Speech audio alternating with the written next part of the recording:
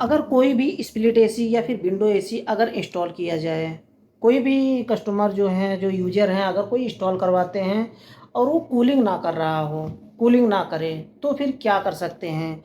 क्योंकि जब भी एसी इंस्टॉल होता है तो 1 साल का 2 साल का वारंटी होता है और कंप्रेसर का 5 साल का वारंटी होता है। तो क्या किया जाए इस पर? एक हमारे दोस्त ने पूछा, उनके सामने कुछ प्रॉब्लम है, उनका एसी शायद काम नहीं कर रहा है। इसकी वजह से उन्होंने पूछा है कि अब मैं क्या करूं, वोल्टास का एसी है 1.5 टन का, और इसमें 20 फीट का 30 फीट का पाइप अलग से ज्वाइंट किया गया है और कूलिंग नहीं कर रहा है। अब तो देखिए, रीज़न तो होता है कूलिंग न करने का कि जैसे एक स्प्लिट एसी यहाँ पे लगा हुआ है, 1.5 टन का है। तो ये रूम का जो साइज़ है ना, ये एक्चुअल में लगभग ये 10 बाई 10 का रूम है या फिर 12 का हो सकता है शायद। तो ये डिपेंड करता है, कहीं रूम आपका हॉल तो नहीं है, बहुत बड़ा रूम तो नहीं है। अगर बहुत बड़ा रूम है तो ये एसी 1.5 टन का कूलिंग नहीं मेंटेन कर पाएगा, क्योंकि इसका एक साइज होता है, इसका स्क्वायर होता है। जैसे कि 10 बाई 10 के रूम में 1 टन का एसी और 1.5 टन का भी चल जाएगा, अच्छा खासा कूलिंग करेगा। अगर 12 बाई 12 का है, 15 बाई 15 का है, तो 1.5 टन का एसी वहाँ पे चल जाएगा। लेकिन 15 बाई 15 से अगर बड़ा है रूम, तो वहाँ पर 2 टन का एसी लगाना पड़ेगा। कूलिंग कैपेसिटी उसकी कम हो जाती है, कूलिंग मेंटेन नहीं कर पाता है। यहाँ पर ये 1.5 टन का एसी लगा हुआ है तो ये कूलिंग कर लेता है। तो ऐसा होता है। एक तो होता है कि अगर विंडो खुला हुआ है, जैसे देखिए विंडो अभी खुला हुआ है और एसी चल रहा है, तो ऐसे में भी कूलिंग नहीं करता है सही से एसी। अगर विंडो खुला हुआ है, डोर खुला हुआ है, या तो इस तरह से है, जैसे मैं दिखाऊं आपको, ये देखिए इस तरह से ये खुला हुआ है, यहाँ पे कोई भी डोर नहीं है, दरवाज़ा नहीं है। तो ऐसे में अगर एसी चलेगा तो ये कूलिंग नहीं करेगा, इसको ध्यान में रखिए। ये देखिए खुला हुआ है ये। अब यहाँ पे जो है ये रूम है और यहाँ पे विंडो है, विंडो के ऊपर एसी है। तो ऐसे में एसी सही से कूलिंग नहीं करेगा, इसके लिए पूरा सील्ड होना चाहिए रूम, तब अच्छा से कूलिंग कर पाता है। अब बात करते हैं कि अगर वारंटी में है एसी, तब हम क्या करेंगे? अगर एसी वारंटी में है तो आपको बिल्कुल भी नहीं छेड़ना है उसमें। ऐसा नहीं कि वारंटी में है, आप जो है कंपनी को फ़ोन कर रहे हैं और कंपनी वाले नहीं आ रहे हैं, तो उनका वेट करिए। उनका भी एक प्रोसेसिंग टाइम होता है, लंबा फील्ड होता है उनका। तो उनका वेट करिए जब तक नहीं आते हैं, क्योंकि अगर एक बार चाहे रेफ्रिजरेटर हो या फिर एयर कंडीशनर हो, विंडो एसी हो, कोई भी एसी हो, कोई भी रेफ्रिजरेशन सिस्टम हो, अगर वारंटी में है, अगर किसी भी टेक्नीशियन से आप खुलवा देते हैं वो एसी, तो फिर आपके लिए लेने के देने पड़ जाएंगे, इसको समझ लीजिए। क्योंकि कंपनी वाले फिर सीधा मना कर देते हैं कि नहीं, हम नहीं करेंगे इसको, क्योंकि आपने जो है, आपने किसी और से खुलवा दिया है एसी और किसी और से आपने काम करवाया है और एसी ख़राब हो चुका है।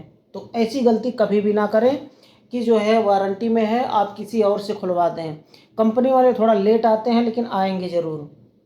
नहीं आते हैं तो उनको ईमेल करिए, फ़ोन करिए, उनका जो मेन ब्रांच है वहाँ पर ईमेल करिए, वहाँ पर फ़ोन करिए, कंप्लेंट करिए, आप रिपोर्ट करिए, आप कुछ भी करिए, लेकिन कंपनी वाले को ही बुलाइए जब तक वारंटी में है। और कूलिंग न करने का तरीका ये मैं बता दिया हूँ कि इसी वजह से कूलिंग नहीं कर रहा होगा। और उन्होंने बताया कि AR32 रेफ्रिजरेंट है और 125 PSI उसमें प्रेशर है, तो 125 है, मतलब गैस सही है, गैस में कोई दिक्कत नहीं है। अब कूलिंग क्यों नहीं कर रहा है? हो सकता है कंप्रेसर थोड़ी देर के बाद चल के बंद हो जा रहा हो, नया एसी इंस्टॉल हुआ है तो कंप्रेसर में ख़राबी तो होगा नहीं, सिस्टम में ख़राबी तो होगा नहीं। तो यही हो सकता है कि रूम बड़ा हो या तो कंप्रेसर थोड़ी थोड़ी देर में ट्रिप हो रहा हो। तो हो सकता है कि नया एसी में भी पीसीबी ख़राब हो सकता है। इन्वर्टर एसी होगा या फिर नॉन इन्वर्टर होगा, तो उसको चेक करवाइए और कंपनी वाले को ही बुलाइए। आप गलती मत करना है कभी भी कि जो है किसी से भी खुलवा दें। किसी से भी खुलवाएंगे तो फिर कंपनी वाले का कोई भी वो नहीं रह जाएगा, कंपनी वाले का वारंटी ख़त्म हो जाता है वहाँ पर। फिर कंपनी वाले फिर अपना पल्ला झाड़ लेते हैं, हाथ उठा देते हैं, कहते हैं नहीं हम नहीं करेंगे अब। क्योंकि ऐसा मैं किया हूँ, कभी मैं भी कंपनी में काम करता था, मैं भी कई कस्टमर को बोला हूँ कि नहीं आपने रेफ्रिजरेटर खुलवा दिया है दूसरे से, अब हम नहीं करेंगे। तो फिर कंपनी वाले के क्योंकि ऐसे ही कहते हैं, नहीं नहीं करते हैं, तो फिर प्राइवेट में जाकर के किया हूँ उसको, वो भी बहुत कम प्राइस में जाकर के किया हूँ। क्योंकि कुछ लोग होते हैं भाई, ये रेफ्रिजरेटर ले लेते हैं फिर खुलवा देते हैं किसी और से, तो वहाँ पर वारंटी ख़त्म हो जाती है, कंपनी वाले का लेना देना नहीं रह जाता है, फिर कंपनी वाले अपना पल्ला झाड़ लेते हैं। तो कंपनी वाले को बुलाइए और कंपनी वाले से ही करवाइए जब तक वारंटी में है। वारंटी ख़त्म हो जाता है, इसीलिए तो कंपनी वाले फंसा के रखते हैं। कुछ लोग जब इंस्टॉलेशन करवाते हैं और कंपनी वाले कहते हैं नहीं हमारे आदमी को लेके जाइए, एकदम परफेक्ट इंस्टॉलेशन करेंगे हमारे आदमी, ऐसा कुछ नहीं होता है।